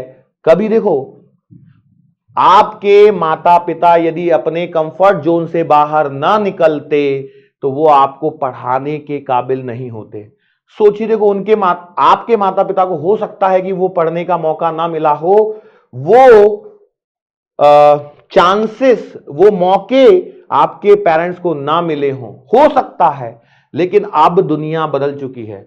जरूरी नहीं है कि राजा का बेटा ही राजा बनेगा, राजा वही बनेगा जिसमें काबिलियत होगी। और ये काबिलियत कहां से आएगी, जब आप अपने कंफर्ट जोन से बाहर निकलेंगे और देखेंगे। याद रखिए, यदि आप गरीब पैदा हुए तो इसमें आपका कोई दोष नहीं है, लेकिन यदि आप गरीब मर रहे हैं तो इसमें आप ही का दोष है, क्योंकि आप अपने कंफर्ट जोन से बाहर नहीं निकले। एक बात याद रखिए, जो घास उगती है ना, मैं आपको बता रहा हूं, मैं एक बार गलती से 10 रुपए की घास खरीद के लाया था। सस्ती मिलती है घास, बिल्कुल सस्ती मिलती है। वो लाया और मेरे छोटे से एरिया में मैं इसे लगा दी। क्यों? क्योंकि मेरी वाइफ को ये क्या बोलते हैं, गणेश जी का जब पूजन करते हैं ना, उसमें दुर्वा या कुछ तो भी ऐसा कुछ होता है, मुझे बहुत ज्यादा चीजें समझ में नहीं आती इसमें, मतलब धार्मिक चीजें रिलेटेड, लेकिन उसने बताया कि भाई चाहिए करके बार बार वो मांगने जाना पड़ता है, तो वहां मिलती है तो आप ले आओ करके। बिल्कुल वो घास जैसा ही कुछ कुछ होता है। एक बार लगाई, 3 साल से मैं रोज उसको उखाड़ के फेंकने की कोशिश कर रहा हूं, लेकिन वो उखड़ के फेंकती नहीं है, बिल्कुल नहीं उखड़ती। लेकिन वही उसी समय मैंने 3 साल पहले एक पेड़ भी लगाया था। सर पेड़ कौन सा लगाया था? एक्चुअली मैंने लगाया था, मैं आपको बताऊं, मतलब आपने कहा ना कुछ फ्रूट्स के नाम नहीं सुने होंगे, 3-4 मतलब बहुत सारे कुछ कुछ पेड़ लगाए थे मैंने उस समय। एक लगाया था मैंने अमरूद का, है ना, बिल्कुल मेरे घर के सामने ही लगाया, अमरूद का पेड़ लगाया। एक आम का लगाया था, है ना, एक नीम का लगाया था। सर नीम का आप जानते हैं ना, हम तो क्या बोलते हैं, करेले हैं और ऊपर से नीम चढ़े, तो ऐसे थोड़ी बोलता है। वो नीम का पेड़ लगाया तब से ज्यादा कड़वा हो गया हूं मैं। और 2-3 फल आपने शायद नहीं सुना होगा, कस्टर्ड एप्पल सुना है जिसको हिंदी में सीताफल कहते हैं, और एक रामफल करके भी एक फल आता है। आप हो सकता है आपने सुना हो, देखा हो, खाया हो, नहीं भी खाया हो। तो मैंने उतने सारे कुछ कुछ पेड़ लगाए थे, है ना, और उस समय घास भी लगाई थी। 3 साल पहले की मैं बात बता रहा हूं, और आज 3 साल बाद मैं 3 सालों से लगातार उस घास फूस को उखाड़ के फेंकने की कोशिश कर रहा हूं, लेकिन वो घास है कि फिर उगाती है, बड़ी जिद्दी है वो। पर उगती कैसी है? बिल्कुल फैल जाती है, बिल्कुल फैल जाती है। लेकिन वो जो मेरे पौधे जो दूसरे थे, जो वो अमरूद का पेड़ काफी मेरी हाइट से ऊपर निकल चुके हैं, वो सारे की सारे मेरी हाइट से ऊपर निकल चुके हैं। अब मैं उसको कितनी भी कोशिश कर लूं, एक दिन मैंने सोचा भी था कि इसको उखाड़ के फेंकता हूं, क्योंकि ये परेशान कर रहा है। क्योंकि जैसे ही दरवाजे से बाहर निकलता हूं, वो अमरूद की डालियां ऐसे लटकती हैं, कभी आंख में मतलब इधर उधर में कई बार लग भी गया, तो मैंने सोचा इसको उखाड़ के फेंकूंगा आज। तो नहीं उखड़ता, क्यों? उसने अपनी जड़ें गहराई में जमा ली, उसने अपनी जड़ों को गहराई में जमा लिया। लेकिन वही यदि वो गमले में लगा होता, अपने कंफर्ट जोन में होता, तो क्या वो इतना बड़ा हो पाता? जब मैं नर्सरी से लेके आया तो वो एक छोटी सी प्लास्टिक की थैली नहीं होती है, उसमें लगे हुए थे, कंफर्ट जोन में थे अपने। वहां रोज माली उनको पानी दिए जा रहा था, नर्सरी वाला जो होता है वो सब कुछ किए जा रहा था, उनकी देखभाल तो वो बढ़ भी रहे थे, लेकिन उसको मिटाना आसान था। क्यों? क्योंकि वो अपने कंफर्ट जोन में थे, वो छोटे से कंफर्ट जोन में बैठे हुए थे। लेकिन जादू कहां हुआ? जब वो नर्सरी से बाहर निकले और जब उनको जमीन मिली, जमीन मतलब ग्राउंड, धरती के संपर्क में जब आए, जब उनकी जड़ों ने खुद से फैलना चालू किया, खुद से वो नाइट्रोजन, फास्फोरस और न जाने कौन कौन से जो मिनरल्स उनको चाहिए होते हैं, उनके लिए जड़ों ने आगे बढ़ना चालू किया, उनके पानी के लिए जड़ों ने आगे बढ़ना चालू किया, तब उनमें स्ट्रेंथ आई। अब उन्हें कोई नहीं उखाड़ सकता। अब उनको उखाड़ना है तो अब जेसीबी ही चाहिए या काटना पड़ेगा। लेकिन क्या वो इतनी आसानी से उखड़ सकते हैं? नहीं। लेकिन यदि वही वो पौधे 3 साल वाले जो हैं अभी भी यदि उसी नर्सरी में, उसी कॉर्नर में पड़े होते, अपने कंफर्ट जोन में पड़े होते, तो क्या मैं आज उन्हें उखाड़ के फेंक सकता था? बिल्कुल उखाड़ के फेंक सकता था। लेकिन अब दोनों में अंतर समझिए। वो जो घास फूस का मैं एग्जाम्पल दे रहा हूं, बार बार उखाड़ के कभी भी फेंक रहा हूं, फिर उगा रही है। लेकिन वही पौधा जो अब पेड़ बनने की कगार पे है, दोनों में अंतर है। पेड़ बनने ने समय लिया, पेड़ बनने में समय लगा, और वो समय का फल मुझे कभी ना कभी मिलेगा। अभी उनमें फल नहीं लग रहे हैं, और 2 साल बाद शायद उनमें फल लगेंगे। लेकिन उस घास फूस का क्या? उग रही है, उसको उखाड़ के फेंका जा रहा है, वो तो जिद्दी है, वो तो आ ही जा रही है। ऐसे ही कुकुर मुत्ते की तरह बहुत सारे बच्चे एस्पिरेंट्स बनते जा रहे हैं, बनते जा रहे हैं, बनते जा रहे हैं, लेकिन हो क्या रहा है? बदलाव, परिवर्तन की आवश्यकता है। अब निकलिए अपने कंफर्ट जोन से बाहर और हासिल कीजिए अपने लक्ष्य को, क्योंकि जहां कंफर्ट जोन होता है वहां ग्रोथ नहीं होती है, और जहां ग्रोथ होती है वहां कंफर्ट नहीं होता है। आपके माता पिता ने भी यदि सोच लिया होता कि हम भी कंफर्ट में ही रहेंगे, क्या करना है सर, 4 बीघा जमीन है या 2 एकड़ खेती है, तो 2 एकड़ खेती सफिशिएंट होती है एक परिवार को पालने के लिए। लेकिन वो बस यही है कि पल रहे हैं, जी रहे हैं बस, और धकेल रहे हैं अपने आप को आगे, उससे ज्यादा और कुछ नहीं हो रहा है। तो इसलिए जरूरी है कि कंफर्ट जोन से बाहर निकलें और उस ग्रोथ को अचीव करें, उस ग्रोथ को हासिल करें। मैंने आपको एग्जाम्पल दिए अभी कंफर्ट जोन से बाहर निकलने के। कंफर्ट जोन से जब बाहर निकले तभी वो पौधे काफी बड़े हुए और पेड़ बने। लेकिन वही है ना, जब तक कंफर्ट जोन में थे तब तक ग्रोथ नहीं थी, और जब ग्रोथ मिली तो वो कंफर्ट जोन नहीं बचा, क्योंकि अब उनकी जड़ों को पानी के लिए नीचे गहराई में उतरना पड़ रहा है, अपने आप को एक्सपांड करना पड़ रहा है। Always remember these things, these are the very important. आज का जो ओरिएंटेशन सेशन है आपका पूरा मोटिवेशन से भरपूर है। आपको अभी से इतना मोटिवेट मैं कर देना चाहता हूं ताकि आप याद रखें कि भैया मुझे 180 आउट ऑफ 180 लाने हैं, और 180 आउट ऑफ 180 यदि आपको लाने हैं तो उसके लिए एक विद्यार्थी को करना क्या चाहिए। तो इसके लिए मैंने यहां जो खाली जगह रखी है मैंने इसको भरा नहीं है जानबूझ के, मैं चाहता हूं कि इसको मैं भरूं। तो कैसे भरूं, तो इसको भरने के लिए मैंने कुछ यहां पर चीजें दे रखी हैं। रीड द बुकलेट, सबसे पहले तो बुकलेट पढ़िए। सर मेरे पास बुकलेट नहीं है, भाई बुकलेट नहीं है ऐसा नहीं हो सकता। आप टारगेट बैच के स्टूडेंट है, आपको देखो एक सबसे पहले जैसे ही कोई चैप्टर स्टार्ट होता है तो उस समय आपको एक बुकलेट मिलती है, आप उसे पढ़िए, उसे एक बार पढ़ के रखिए किसी भी चैप्टर को स्टार्ट होने से पहले।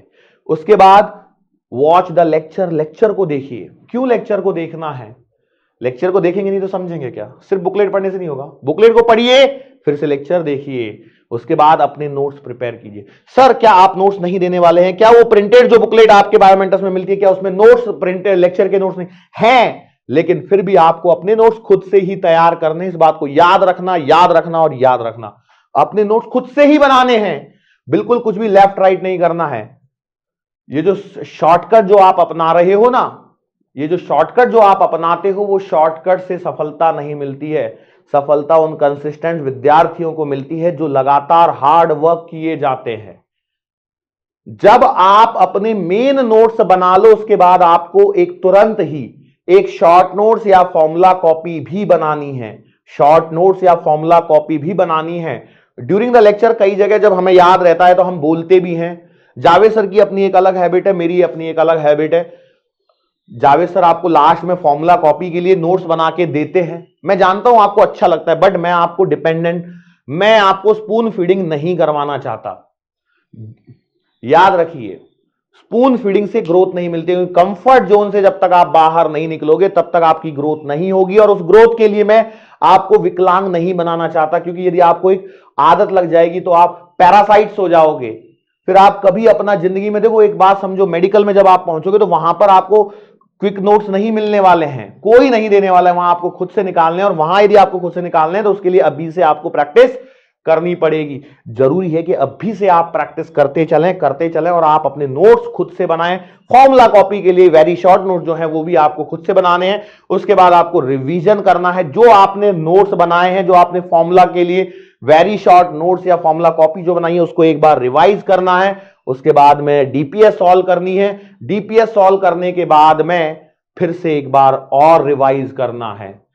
जितनी बार ज्यादा रिवीजन होगा उतना आपके लिए अच्छा होगा। उसके बाद मॉक टेस्ट अटेम्प्ट करना है, और मॉक टेस्ट अटेम्प्ट करने के बाद में आपका दिन लगभग समाप्त हो गया। अब आपको दिन को एनालाइज करना है और अपनी गलतियों को एक जगह पे लिखना है, क्योंकि जब आपने डीपीएस सॉल्व करी हो तो कुछ गलतियां हुई होंगी, उनको लिखना है और उन पर आपको काम करना है। अब ये जब आप काम कर रहे होंगे तो इसके लिए आपको क्या करना है, देखो आपके सिलेबस के अनुसार आप अपनी नोटबुक्स वगैरह खरीदिए। मैं तो आपको बोलूंगा, देखो सिंपल सी बात है कि आपको एक सबसे पहले वेरी स्मॉल नोटबुक ये लगने वाली है आपकी, कितनी, 2। एक होगी फॉर्मूला कॉपी, और एक होगी आपकी basic mathematics. Basic mathematics Javed sir जब आपको पढ़ाएंगे तो उसमें आपके पास में मैथमेटिक्स की एक छोटी कॉपी होनी चाहिए और एक दूसरी छोटी कॉपी होनी चाहिए फॉर्मूला कॉपी, 20 रुपए की जो आती है ना छोटी सी, उससे ज्यादा बड़ी नहीं होनी चाहिए। लगभग मैं बोल रहा हूं 20 रुपए के आसपास, क्योंकि मैंने बहुत टाइम हो गया नोटबुक नहीं खरीदी तो मुझे आइडिया नहीं है। लगभग 20 रुपए के आसपास, 30-40 पन्ने हो बहुत है। सर क्या हम आपके बायोमेंटर्स में जो आपने फिजिक्स की बनाई है फॉर्मूला क्या बोलते हैं नीट एक्सट्रैक्ट वाली, क्या हम उसे बिल्कुल ले सकते हैं, बट मैं फिर भी क्या बोलूं, आप भी बनाइए।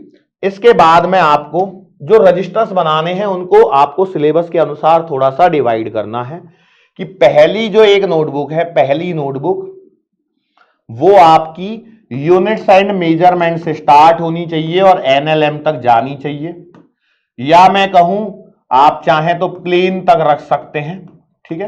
एक नोटबुक आपकी एनएलएम की सेपरेट रखना, एक नोटबुक उसके बाद में वर्क एनर्जी पावर से स्टार्ट होनी चाहिए और आपकी ग्रेविटेशन तक जानी चाहिए। फिर आपकी एक नोटबुक इलेक्ट्रोस्टैटिक्स की पूरी अलग होनी चाहिए, एक नोटबुक आपकी करंट इलेक्ट्रिसिटी की अलग होनी चाहिए।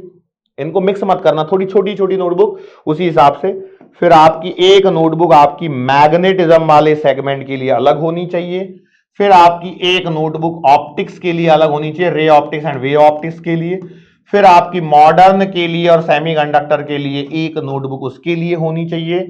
फिर एक छोटी सी नोटबुक सॉलिड एंड फ्लूइड के लिए होनी चाहिए, ये देखो। और फिर आपके पास में एक हीट एंड थर्मोडायनेमिक्स की एक अलग नोटबुक होनी चाहिए। इतनी नोटबुक्स आपको लेनी चाहिए जो मैं चीजें आपको बता रहा हूं।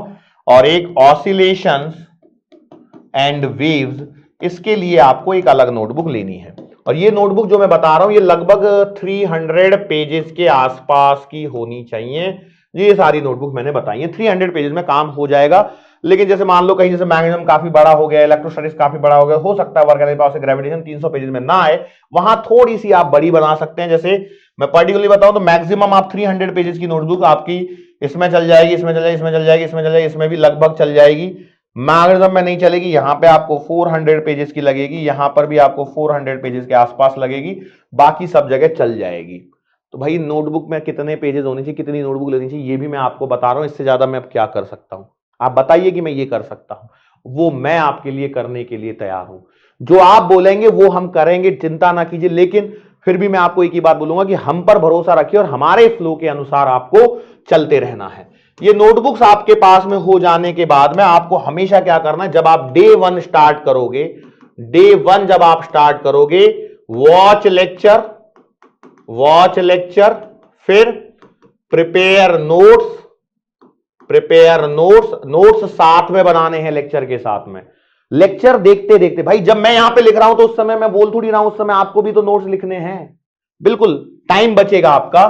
फिर उसके बाद में शॉर्ट नोट्स, जो या आप कहिए फॉर्मूला कॉपी, ये आपको करना है। ठीक है, ये काम हो गया। जब आप डे 2 में आओगे, जब आपका डे 2 स्टार्ट होगा, डे 2 जब आपका स्टार्ट होगा तो आपको भैया ये पूरा का पूरा जो आपने बनाया है उसे रिवाइज करना है बिफोर लेक्चर। लेक्चर देखने से पहले आप इसे रिवाइज करेंगे, आंखें बंद करेंगे और बोलेंगे कि हाँ भैया सर आए, सर ने आने के बाद में ये बोला, इसके बाद ये टॉपिक पढ़ाया, इसके बाद ये टॉपिक पढ़ाया, इस टॉपिक में ये बताया, इस टॉपिक में इसके बाद में इसमें एक फॉर्मूला बताया, इस पे एक न्यूमेरिकल कराया, न्यूमेरिकल में ये डेटा लिया था सर ने, इस तरह का सवाल करवाया था, चोर पुलिस के पीछे भाग रही थी, चोर के पीछे पुलिस भाग रही थी या पुलिस के पीछे चोर भाग रहा था, कोई भी भागे, क्या फर्क है, चिंकी थी कि मिंकी थी कि सोनू था कि पिंकू था कि पंछी था, कौन था, तोता ट्रेन के सामने उड़ रहा था, क्या कराया, ये आपको रिवाइज करना है बिल्कुल।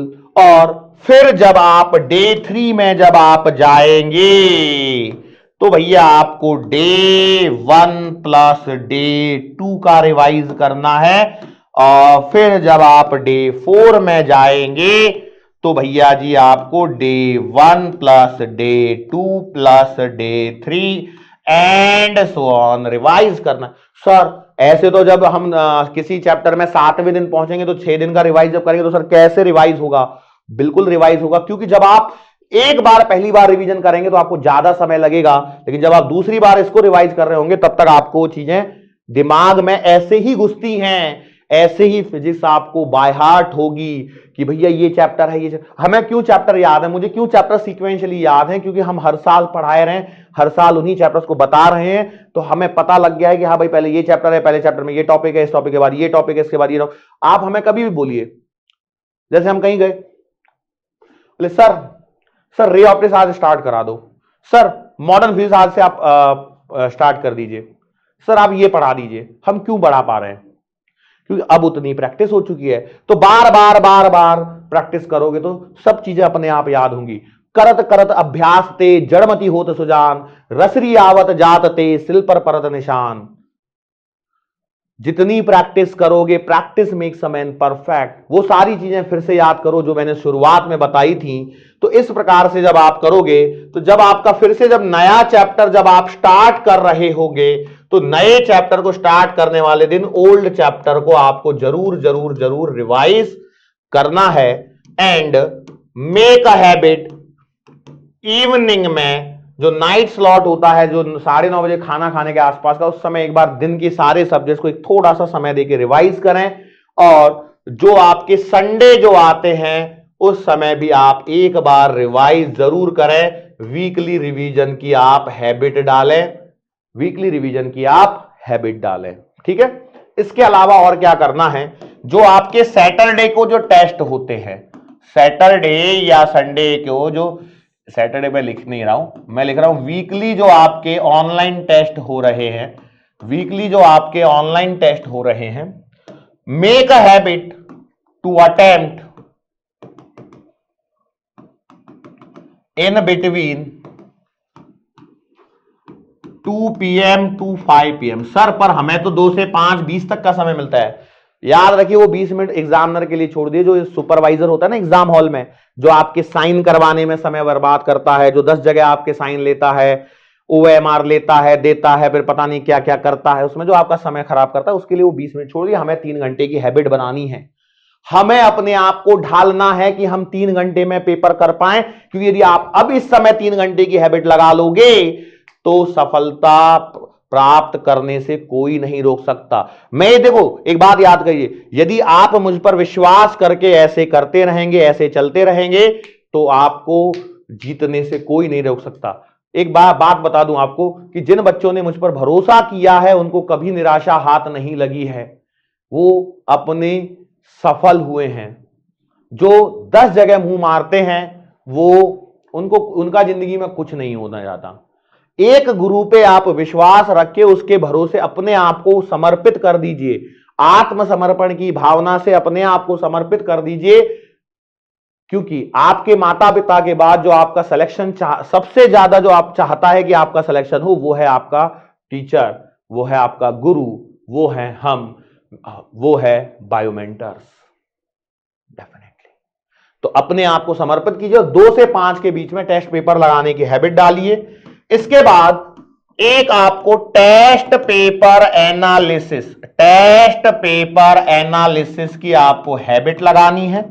टेस्ट पेपर एनालिसिस के बाद में इस टेस्ट पेपर में जो गलतियां हो रही हैं उन्हें माई मिस्टेक्स, मेरी गलतियां, ऐसी एक छोटी सी नोटबुक, ये एक अलग से नोटबुक आपको लेनी है और इसके अंदर आपको इनको भरना है और कोशिश करनी है कि अगले टेस्ट में जब आप बैठो तब आपका वो क्वेश्चन गलत नहीं होना चाहिए या वो सेम मिस्टेक रिपीट नहीं होनी चाहिए। क्या होता है, जैसे हम करते हैं 2 3 6, हम जानते हैं 2 3 6, हम जानते हैं। होता क्या, कई बार 2 और 3 5 कर जाते हैं, या कहीं लिखा है 2 और 3 5 और हम 2 3 6 कर जाते हैं। तो ये छोटी छोटी गलतियां हैं जो हमसे होती हैं और उनको होने से रोकने के लिए जरूरी है कि आप हर पेपर के बाद में अपने पेपर का एनालिसिस जरूर करें और ये एनालिसिस में समय जरूर व्यतीत करें। उनमें क्या करना है कि भैया मुझसे कोई सवाल नहीं बना, तो क्यों नहीं बना, क्या गलतियां थी, क्या मुझे चैप्टर ही नहीं पता था, क्या मुझे चैप्टर तो पता था कि इस चैप्टर का सवाल है लेकिन मुझे नहीं समझ में आता कौन से टॉपिक का सवाल है।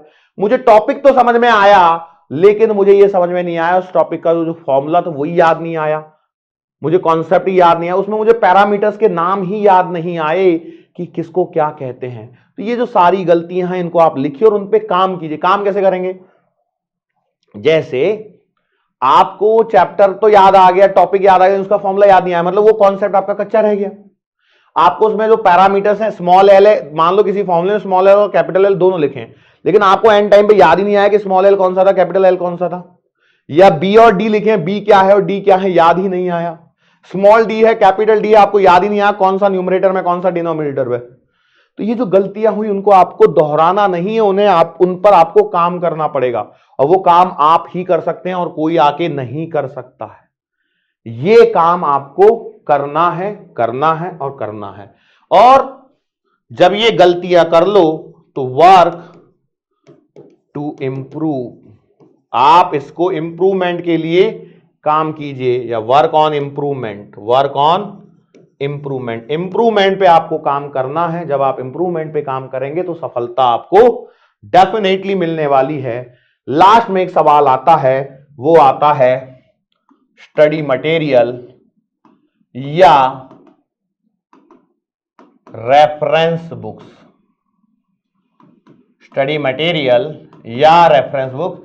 सर हमें कौन सी किताब खरीदनी चाहिए, क्या नहीं खरीदना चाहिए? सर क्या मैं एस.सी. वर्मा सर की किताब ले लूं कॉन्सेप्ट्स ऑफ फिजिक्स, या सर मैं एबीसी ले लूं सर, या फिर मैं XYZ ले लूं, या सर मेरे पास में PQRS कोचिंग की किताबें हैं, PQRS कोचिंग के नोट्स हैं, तो सर मैं क्या करूं? एक बात याद रखिए, आपको आत्मसमर्पण करना पड़ेगा। सबसे पहली बात तो यह है, आपके पास में क्या होना चाहिए?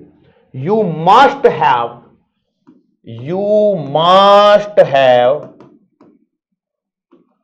Notes of Biomentors. बायोमेंटर्स में जो पढ़ाया जा रहा है ना, वो मोर देन सफिशिएंट है। ठीक है, एनी PYQ बुक, ये जरूरी है क्योंकि आप PYQ बुक्स से ही अपने आप को एनालाइज कर सकते हैं। That's it. Notes of Biomentors, Biomentors के नोट्स होने चाहिए जो लेक्चर में पढ़ाए जा रहे हैं। हाँ, एक चीज और एक होनी चाहिए आपके पास में NCERT। ये तीन चीजें आपके पास में होनी चाहिए। इसके अलावा यदि आप कोई चीज खरीद रहे हैं तो वो एक्स्ट्रा चीजें हैं, खरीदे ना खरीदे उससे कोई ज्यादा फर्क नहीं पड़ने वाला है। सर मैं यूनिवर्सल सेल्फ स्कोर ले लो भाई, कोई दिक्कत नहीं है। हाँ, वो बेस लेवल के लिए अच्छी है। जब आप पहली बार प्रैक्टिस करने बैठते हैं तो आप में उसमें बहुत सारे नंबर ऑफ क्वेश्चन ज्यादा है, बस इसलिए उसका फायदा है। सर मैं ये ले लूं, क्या बोलते हैं, अब तो मेरे को नाम भी याद नहीं आ रहे एकदम से, कि सर मैं अरिहंत की कोई बुक ले लूं, ले लो भाई। सर मैं दिशा की ले लूं, ले लो भाई। सर मैं मॉडर्न ले लूं, ले लो भाई। आपको जो बुक अच्छी लग रही है वो ले लो। सर मैं अवस्थी ले लूं, ले लो। शर्मा ले लूं, ले लो। मिश्रा ले लूं, ले लो। चौहान ले लूं, ले लो। कोई भी ले लो। प्रदीप ले लूं, ले लो। दिलीप ले लूं, ले लो। राजकुमार लो चाहे राज कपूर लो, कोई फर्क नहीं पड़ता है। न्यूटन सर का नियम वही रहने वाला है ना? न्यूटन सर का नियम वही रहने वाला है ना? चाहे आप किसी भी बुक में से पढ़ो, उससे कोई फर्क नहीं पड़ने वाला है। कॉन्सेप्ट वही रहने वाले हैं। बस आपको फोकस क्या करना है, आप चाहते हैं तो कोई न्यूमेरिकल्स के लिए कोई MCQ बुक ले सकते हैं, पर क्या सर बायोमेंटर्स का मटेरियल सफिशिएंट नहीं, मोर देन सफिशिएंट है भैया। इससे बाहर एक शब्द कुछ भी नहीं आने वाला है। Everything will be from Biomentors notes, whether it is from class notes और लेक्चर नोट्स, है ना? जो आपको प्रिंटेड मिले या जो आपको PDF के फॉर्म में मिले, या जो लेक्चर में पढ़ाया जा रहा है, या जो आपकी DPS लगाई जा रही हैं, जो आपके टेस्ट लिए जा रहे हैं, उसके बाहर एक शब्द भी नहीं आने वाला है। इस बात का ध्यान रखिए, बिल्कुल नहीं आएगा। बस आपको अपने आप को समर्पित करना पड़ेगा बायोमेंटर्स की तरफ, और तभी हम आपको विश्वास दिला पाएंगे, तभी हम आपको भरोसा दिला पाएंगे, और वो भरोसा ही आपको सफल बनाएगा। यदि आप भरोसा नहीं रखेंगे, यदि आपको बायोमेंटर्स पे विश्वास नहीं होगा, तो भैया आपका सिलेक्शन भी नहीं होगा। क्योंकि चोर की दाढ़ी में तिनका, यदि आप थोड़ा सा भी संदेह की गुंजाइश रखेंगे, जैसे ही आपने संदेह रखा, तो आप सफल नहीं होंगे। क्योंकि वो जो छोटी सी जो नेगेटिविटी है, वो छोटी सी जो नकारात्मकता है, जो आपके मन में संदेह उत्पन्न कर रही है, वो आपको सफल होने से रोकेगी। याद रखिए, इस देश में बहुत सारी कोचिंग हैं, बहुत सारे अनगिनत ऑनलाइन प्लेटफॉर्म्स हैं, लेकिन क्यों बायोमेंटर्स सबसे अलग है? क्योंकि बायोमेंटर्स में एक डिसिप्लिन है। बायोमेंटर्स एक फैमिली की तरह आपसे जुड़ता है। आप बायोमेंटर से एक बार जुड़ते हैं तो उसके बाद हमेशा बायोमेंटर से जुड़े रहते हैं, नीट से पहले भी और नीट के बाद में भी। बायोमेंटर्स है तो भरोसा है। ये भरोसा ऐसे ही नहीं डेवलप हुआ है, ये पिछले 6-7 सालों की हमारी मेहनत है, आप लोगों की का जुड़ाव है, लगन है। ये सारी चीजें मिलके ही बायोमेंटर्स को औरों से अलग बनाती हैं। It's not a commercial education platform, it's a family education platform, जहां पर हम एक परिवार की तरह रहते हैं, बातें करते हैं और आपके सिलेक्शन के लिए मेहनत करते हैं। सो यदि नीट में सफल होना है तो जो मूल मंत्र मैंने आज आपको बताए हैं, हो सकता है कईयों को ये बातें अच्छी ना लगी हो, कईयों को लगा होगा कि क्या पका रहा है। कुछ नहीं भैया, नीट के लिए स्ट्रेटेजी पका रहे हैं। जिसको अच्छी लगे वो खाए, जिसको अच्छी ना लगे वो उठ के चला जाए। बिल्कुल जा सकता है, पर यकीन मानिए यदि आपने मेरे अपने आप को मुझे समर्पित किया है तो आपके सिलेक्शन तक आपको पहुंचाने की पूरी जिम्मेदारी मेरी और हमारी पूरी बायोमेंटर्स के टीम की है। यस, सो इन्हीं के साथ में मैं आज के सेशन को यहां पर समाप्त करने की आप लोगों से अनुमति चाहूंगा और कहूंगा कि आप पढ़ते रहिए, मेहनत करते रहिए। ये सिलेक्शन आपका ही है और आपसे इस सिलेक्शन को कोई नहीं छीन सकता है। So wish you all the best for NEET 2025। फोड़ के आना है, जोश हाई रखते हुए। One more time wish you all the best. हम जिसके पास हो उसका क्या खाक हो, फिजिक्स की एलर्जी का उल्टा रिएक्शन, उल्टा रिएक्शन। टिकट खरीद के बैठ जा सीट पे, निकल न जाए कहीं बायोमेंटर एक्सप्रेस, बायोमेंटर एक्सप्रेस।